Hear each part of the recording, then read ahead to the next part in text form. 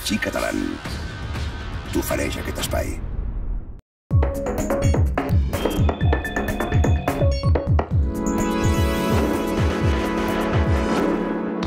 La interacció fluid-estructura és una branca de la física que estudia les interaccions entre els elements sòlid-elàstics o deformables i els fluids que els envolten, com l'aire o l'aigua.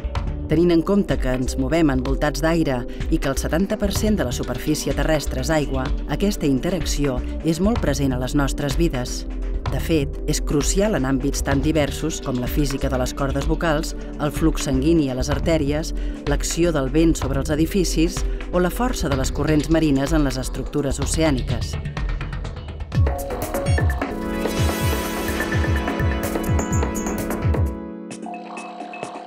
Professor titular d'Enginyeria Mecànica a la Universitat Rovira i Virgili, Francisco J. Huera Huarte estudia els fenòmens d'interacció fluid-estructura en els camps de l'enginyeria naval i oceànica.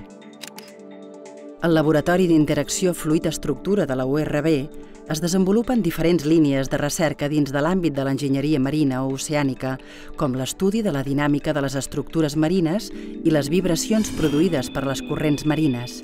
La segona línia d'investigació d'aquest grup de recerca parteix de l'observació de la natura.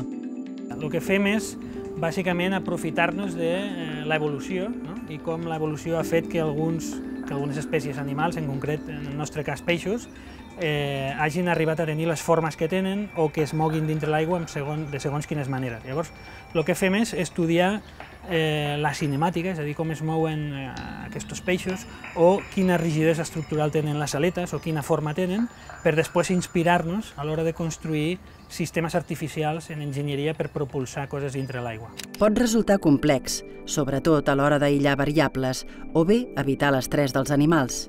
Per estudiar la física dels fluids al voltant de les aletes, el grup de recerca ha desenvolupat els seus propis peixos robòtics simplificats.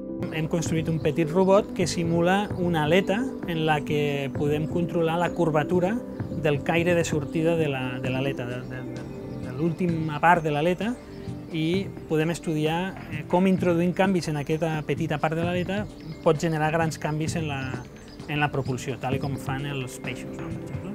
Passar de l'observació de la natura a aplicacions concretes i reals no és un procés automàtic, ja que cal tenir en compte paràmetres i variables complexes com l'eficiència energètica. Quan hi hagi moltes més d'aquestes coses molt més clares, i no només això, sinó també comparatives ben fetes amb sistemes de propulsió tradicionals, que no és trivial comparar l'eficiència d'una hèlix amb un sistema d'aquestos, llavors podrem començar a veure robots d'exploració basats en aleteo, com els peixos, diguéssim.